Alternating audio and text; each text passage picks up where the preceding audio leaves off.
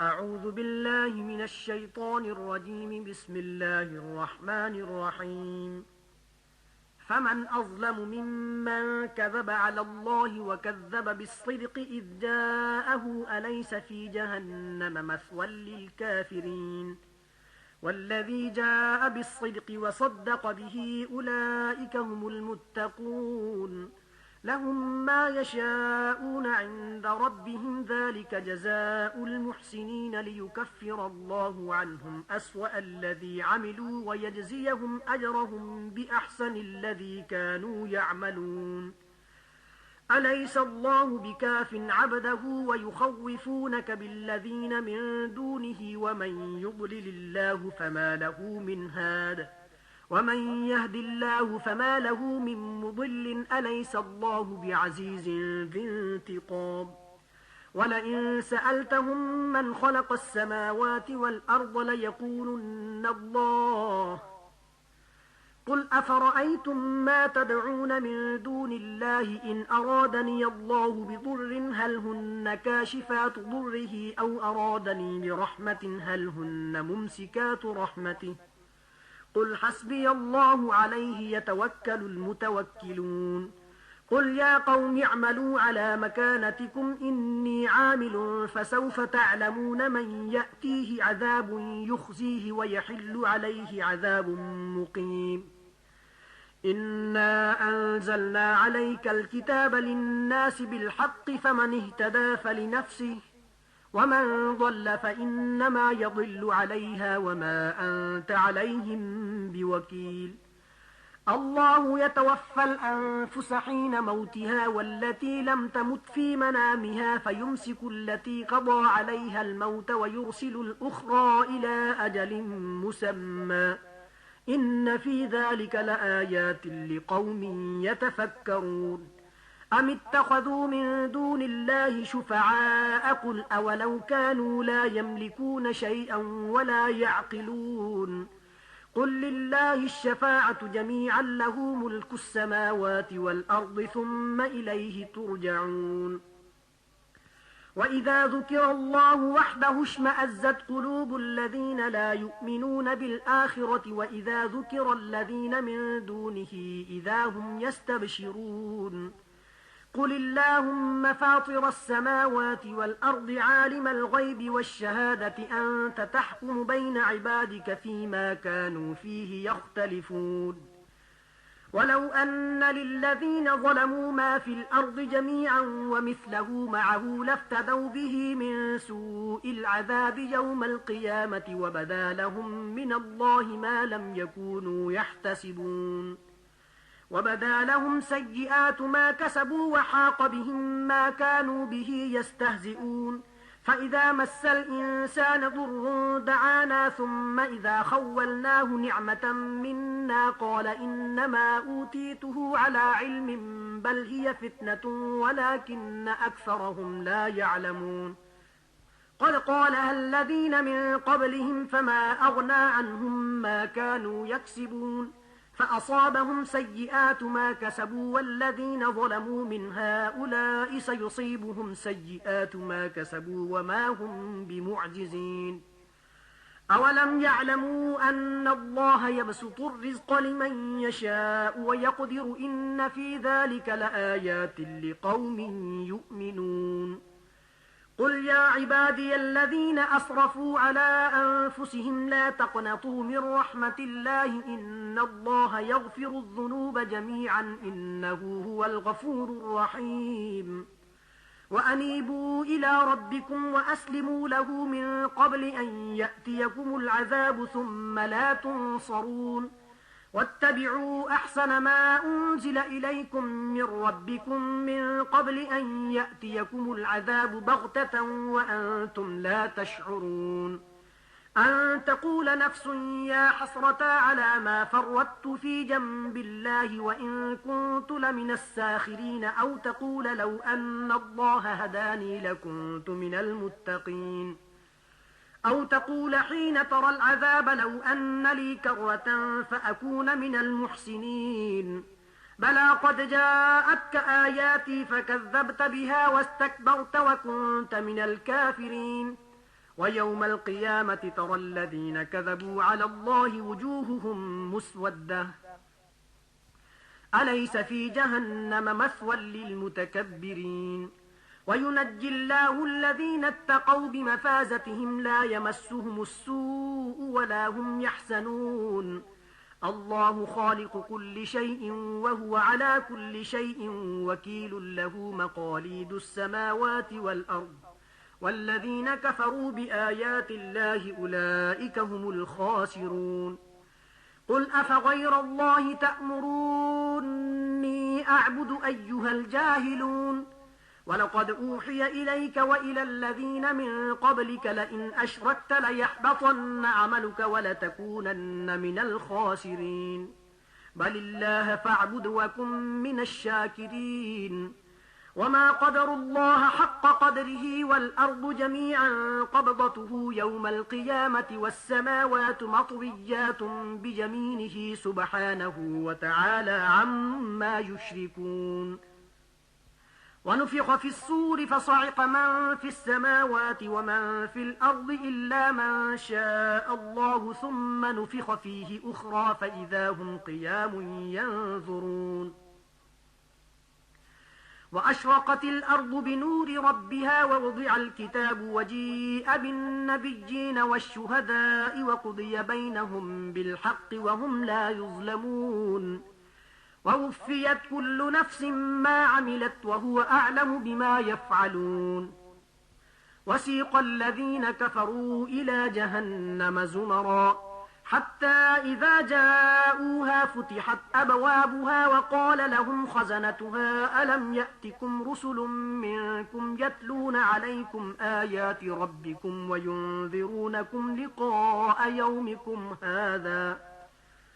قالوا بلى ولكن حقت كلمة العذاب على الكافرين قيل ادخلوا أبواب جهنم خالدين فيها فبئس مثوى المتكبرين وسيق الذين اتقوا ربهم إلى الجنة زمرا حتى إذا جاءوها وفتحت أبوابها وقال لهم خزنتها سلام عليكم طبتم فادخلوها خالدين وقالوا الحمد لله الذي صدقنا وعده وأورثنا الأرض نتبوأ من الجنة حيث نشاء فنعم أجر العاملين وترى الملائكة حافين من حول العرش يسبحون بحمد ربهم وقضي بينهم بالحق وقيل الحمد لله رب العالمين بسم الله الرحمن الرحيم حاميم تنزيل الكتاب من الله العزيز العليم غافر الذنب وقابل التوب شديد العقاب ذي الطول لا إله إلا هو إليه المصير ما يجادل في آيات الله إلا الذين كفروا فلا يغررك تقلبهم في البلاد كذبت قبلهم قوم نوح والأحزاب من بعدهم وهمت كل أمة برسولهم ليأخذوه وجادلوا بالباطل ليدحضوا به الحق فأخذتهم فكيف كان عقاب وكذلك حقت كلمة ربك على الذين كفروا أنهم أصحاب النار الذين يحملون العرش ومن حوله يسبحون بحمد ربهم ويؤمنون به ويستغفرون للذين آمنوا ربنا وسعت كل شيء رحمة وعلما فاغفر للذين تابوا واتبعوا سبيلك وقهم عذاب الجحيم ربنا وأدخلهم جنات عدن التي وعدتهم ومن صلح من آبائهم وأزواجهم وذرياتهم إنك أنت العزيز الحكيم وقهم السيئات ومن تق السيئات يومئذ فقد رحمته وذلك هو الفوز العظيم إن الذين كفروا ينادون لمقت الله أكبر من مقتكم أنفسكم إذ تدعون إلى الإيمان فتكفرون قالوا ربنا أمتنا اثنتين وأحييتنا اثنتين فاعترفنا بذنوبنا فهل إلى خروج من سبيل ذلكم بأنه إذا دعي الله وحده كفرتم وإن يشرك به تؤمنوا فالحكم لله العلي الكبير هو الذي يريكم آياته وينزل لكم من السماء رزقا وما يتذكر إلا من ينيب فادعوا الله مخلصين له الدين ولو كره الكافرون رفيع الدرجات ذو العرش يلقي الروح من أمره على من يشاء من عباده لينذر يوم التلاق يوم هم بارزون لا يخفى على الله منهم شيء لمن الملك اليوم لله الواحد القهار اليوم تجزى كل نفس بما كسبت لا ظلم اليوم إن الله سريع الحساب وأنذرهم يوم الآزفة إذ القلوب لدى الحناجر كاظمين ما للظالمين من حميم ولا شفيع يطاع يعلم خائنة الأعين وما تخفي الصدور والله يقضي بالحق والذين يدعون من دونه لا يقضون بشيء إن الله هو السميع البصير أولم يسيروا في الأرض فينظروا كيف كان عاقبة الذين كانوا من قبلهم كانوا هم أشد منهم قوة وآثارا في الأرض فأخذهم الله بذنوبهم وما كان لهم من الله من واق ذلك بأنهم كانت تأتيهم رسلهم بالبينات فكفروا فأخذهم الله إنه قوي شديد العقاب ولقد أرسلنا موسى بآياتنا وسلطان مبين إلى فرعون وهامان وقارون فقالوا ساحر كذاب فلما جاءهم بالحق من عندنا قالوا اقتلوا أبناء الذين آمنوا معه واستحيوا نساءهم وما كيد الكافرين إلا في ضلال وقال فرعون ذروني أقتل موسى وليدع ربه إني أخاف أن يبدل دينكم أو أن يظهر في الأرض الفساد وقال موسى إني عذت بربي وربكم من كل متكبر لا يؤمن بيوم الحساب وقال رجل مؤمن من آل فرعون يكتم إيمانه أتقتلون رجلا أن يقول ربي الله وقد جاءكم بالبينات من ربكم وإن يك كاذبا فعليه كذبه وإن يك صادقا يصبكم بعض الذي يعدكم إن الله لا يهدي من هو مسرف كذاب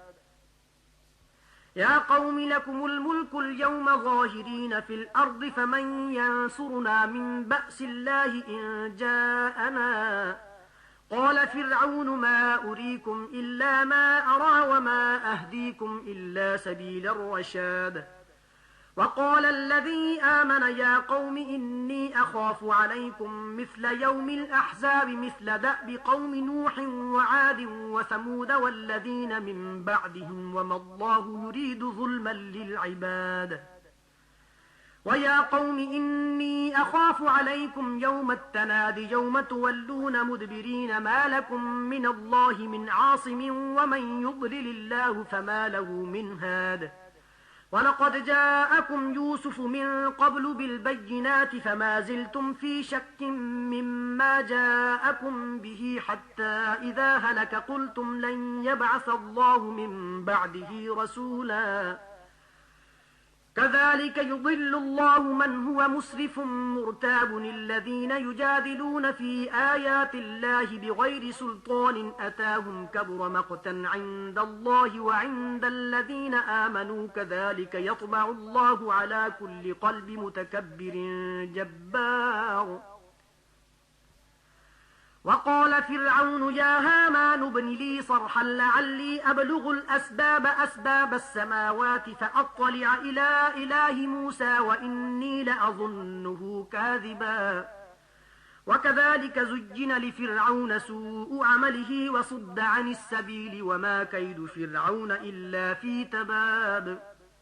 وقال الذي آمن يا قوم اتبعون أهدكم سبيل الرشاد يا قوم إنما هذه الحياة الدنيا متاع وإن الآخرة هي دار القرار من عمل سيئة فلا يجزى إلا مثلها ومن عمل صالحا من ذكر أو أنثى وهو مؤمن فأولئك يدخلون الجنة يرزقون فيها بغير حساب ويا قوم ما لي أدعوكم إلى النجاة وتدعونني إلى النار تدعونني لأكفر بالله وأشرك به ما ليس لي به علم وأنا أدعوكم إلى العزيز الغفار لا جرم أن ما تدعونني إليه ليس له دعوة في الدنيا ولا في الآخرة وأن مردنا إلى الله وأن المسرفين هم أصحاب النار فستذكرون ما أقول لكم وأفوض أمري إلى الله إن الله بصير بالعباد فوقاه الله سيئات ما مكروا وحاق بآل فرعون سوء العذاب النار يعرضون عليها غدوا وعشيا ويوم تقوم الساعة أدخلوا آل فرعون أشد العذاب وإذ يتحاجون في النار فيقول الضعفاء للذين استكبروا إنا كنا لكم تبعا فهل أنتم مغنون عنا نصيبا من النار قال الذين استكبروا إنا كل فيها إن الله قد حكم بين العباد وقال الذين في النار لخزنة جهنم ادعوا ربكم يخفف عنا يوما من العذاب قالوا أولم تك تأتيكم رسلكم بالبينات قالوا بلى قالوا فادعوا وما دعاء الكافرين إلا في ضلال إنا لننصر رسلنا والذين آمنوا في الحياة الدنيا ويوم يقوم الأشهاد يوم لا ينفع الظالمين معذرتهم ولهم اللعنة ولهم سوء الدار ولقد آتينا موسى الهدى وأورثنا بني إسرائيل الكتاب هدى وذكرى لأولي الألباب فاصبر إن وعد الله حق واستغفر لذنبك وسبح بحمد ربك بالعشي والإبكار إن الذين يجادلون في آيات الله بغير سلطان أتاهم إن في صدورهم إلا كبر ما هم ببالغيه فاستعذ بالله إنه هو السميع البصير لخلق السماوات والأرض أكبر من خلق الناس ولكن أكثر الناس لا يعلمون وما يستوي الأعمى والبصير والذين آمنوا وعملوا الصالحات ولا المسيء قليلا ما تتذكرون إن الساعة لآتية لا ريب فيها ولكن أكثر الناس لا يؤمنون وقال ربكم ادعوني أستجب لكم إن الذين يستكبرون عن عبادتي سيدخلون جهنم داخرين الله الذي جعل لكم الليل لتسكنوا فيه والنهار مبصرا إن الله لذو فضل على الناس ولكن أكثر الناس لا يشكرون ذلكم الله ربكم خالق كل شيء لا إله إلا هو فأنى تؤفكون كذلك يؤفك الذين كانوا بآيات الله يجحدون الله الذي جعل لكم الأرض قرارا والسماء بناء وصوركم فأحسن صوركم ورزقكم من الطيبات ذلكم الله ربكم فتبارك الله رب العالمين هو الحي لا إله إلا هو فادعوه مخلصين له الدين الحمد لله رب العالمين قل إني نهيت أن أعبد الذين تدعون من دون الله لما جاءني البينات من ربي وأمرت أن أسلم لرب العالمين هو الذي خلقكم من تراب ثم من نطفة ثم من علقة ثم يخرجكم طفلا ثم لتبلغوا أشدكم ثم لتكونوا شيوخا ومنكم من يتوفى من قبل ولتبلغوا أجلا مسمى ولعلكم تعقلون هو الذي يحيي ويميت فإذا قضى أمرا فإنما يقول له كن فيكون ألم تر إلى الذين يجادلون في آيات الله أنى يصرفون الذين كذبوا بالكتاب وبما أرسلنا به رسلنا فسوف يعلمون إذ الأغلال في أعناقهم والسلاسل يسحبون في الحميم ثم في النار يسجرون ثم قيل لهم أين ما كنتم تشركون من دون الله قالوا ضلوا عنا بل لم نكن ندعو من قبل شيئا كذلك يضل الله الكافرين ذلكم بما كنتم تفرحون في الأرض بغير الحق وبما كنتم تمرحون ادخلوا أبواب جهنم خالدين فيها فبئس مثوى المتكبرين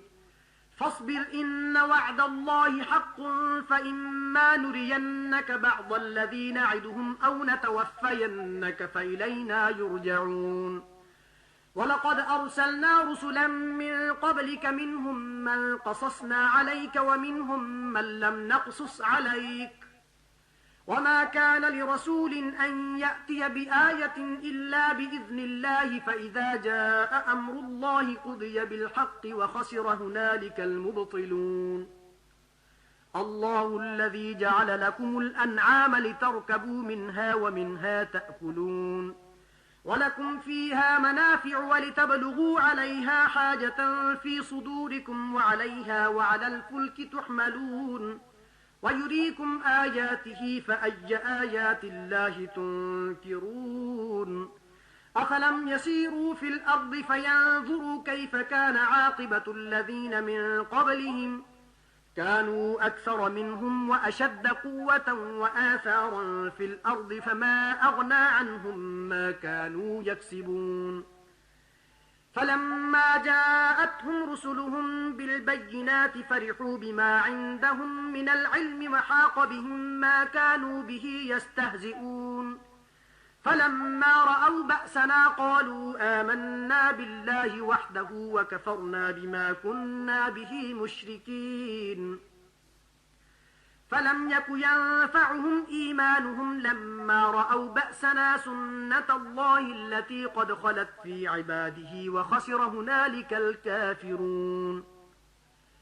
بسم الله الرحمن الرحيم حميم تنزيل من الرحمن الرحيم كتاب فصلت آياته قرآنا عربيا لقوم يعلمون بشيرا ونذيرا فأعرض أكثرهم فهم لا يسمعون وقالوا قلوبنا في أكنة مما تدعونا إليه وفي آذاننا وقر ومن بيننا وبينك حجاب فاعمل إننا عاملون قل إنما أنا بشر مثلكم يوحى إلي أنما إلهكم إله واحد فاستقيموا إليه واستغفروه وويل للمشركين الذين لا يؤتون الزكاة وهم بالآخرة هم كافرون إن الذين آمنوا وعملوا الصالحات لهم أجر غير ممنون قل أئنكم لتكفرون بالذي خلق الأرض في يومين وتجعلون له أندادا ذلك رب العالمين وجعل فيها رواسي من فوقها وبارك فيها وقدر فيها أقواتها في 4 أيام سواء للسائلين ثم استوى إلى السماء وهي دخان فقال لها وللأرض ائتيا طوعا أو كرها قالتا أتينا طائعين فقضاهن 7 سماوات في يومين وأوحى في كل سماء أمرها وزينا السماء الدنيا بمصابيح وحفظا ذلك تقدير العزيز العليم فإن أعرضوا فقل أنذرتكم صاعقة مثل صاعقة عاد وثمود إذ جاءتهم الرسل من بين أيديهم ومن خلفهم ألا تعبدوا إلا الله قالوا لو شاء ربنا لأنزل ملائكة فإنا بما أرسلتم به كافرون فأما عاد فاستكبروا في الأرض بغير الحق وقالوا من أشد منا قوة أولم يروا أن الله الذي خلقهم هو أشد منهم قوة وكانوا بآياتنا يجحدون فأرسلنا عليهم ريحا صرصرا في أيام نحسات لنذيقهم عذاب الخزي في الحياة الدنيا ولعذاب الآخرة أخزى وهم لا ينصرون وأما ثمود فهديناهم فاستحبوا العمى على الهدى فأخذتهم صاعقة العذاب الهون بما كانوا يكسبون ونجينا الذين آمنوا وكانوا يتقون ويوم يحشر أعداء الله إلى النار فهم يوزعون حتى إذا ما جاءوها شهد عليهم سمعهم وأبصارهم وجلودهم بما كانوا يعملون وقالوا لجلودهم لم شهدتم علينا قالوا أنطقنا الله الذي أنطق كل شيء وهو خلقكم أول مرة وإليه ترجعون وما كنتم تستترون أن يشهد عليكم سمعكم ولا أبصاركم ولا جلودكم ولكن ظننتم أن الله لا يعلم كثيرا مما تعملون وذلكم ظنكم الذي ظننتم بربكم أرداكم فأصبحتم من الخاسرين فإن يصبروا فالنار مثوى لهم وإن يستعتبوا فما هم من المعتبين وقيضنا لهم قرناء فزينوا لهم ما بين أيديهم وما خلفهم وحق عليهم القول في قد خلت من قبلهم من الجن والإنس إنهم كانوا خاسرين وقال الذين كفروا لا تسمعوا لهذا القرآن والغوا فيه لعلكم تغلبون فلنذيقن الذين كفروا عذابا شديدا ولنجزينهم أسوأ الذي كانوا يعملون ذلك جزاء أعداء الله النار لهم فيها دار الخلد جزاء بما كانوا بآياتنا يجحدون وقال الذين كفروا ربنا أرنا الذين أضلانا من الجن والإنس نجعلهما تحت أقدامنا ليكونا من الأسفلين إن الذين قالوا ربنا الله ثم استقاموا تتنزل عليهم الملائكة ألا تخافوا ولا تحزنوا وأبشروا بالجنة التي كنتم توعدون نحن أولياؤكم في الحياة الدنيا وفي الآخرة ولكم فيها ما تشتهي أنفسكم ولكم فيها ما تدعون نزلا من غفور رحيم ومن أحسن قولا ممن دعا إلى الله وعمل صالحا وقال إنني من المسلمين. ولا تستوي الحسنة ولا السيئة ادفع بالتي هي أحسن فإذا الذي بينك وبينه عداوة كأنه ولي حميم. وما يلقاها إلا الذين صبروا وما يلقاها إلا ذو حظ عظيم. وإما ينزغنك من الشيطان نزغ فاستعذ بالله إنه هو السميع العليم. ومن آياته الليل والنهار والشمس والقمر لا تسجدوا للشمس ولا للقمر واسجدوا لله الذي خلقهن إن كنتم إياه تعبدون. فإن استكبروا فالذين عند ربك يسبحون له بالليل والنهار وهم لا يسأمون.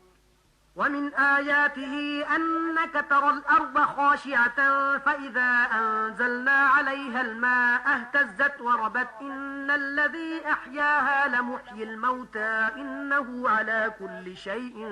قدير. إن الذين يلحدون في آياتنا لا يخفون علينا أفمن يلقى في النار خير أم من يأتي آمنا يوم القيامة اعملوا ما شئتم إنه بما تعملون بصير. إن الذين كفروا بالذكر لما جاءهم وإنه لكتاب عزيز لا يأتيه الباطل من بين يديه ولا من خلفه تنزيل من حكيم حميد. ما يقال لك إلا ما قد قيل للرسل من قبلك إن ربك لذو مغفرة وذو عقاب أليم.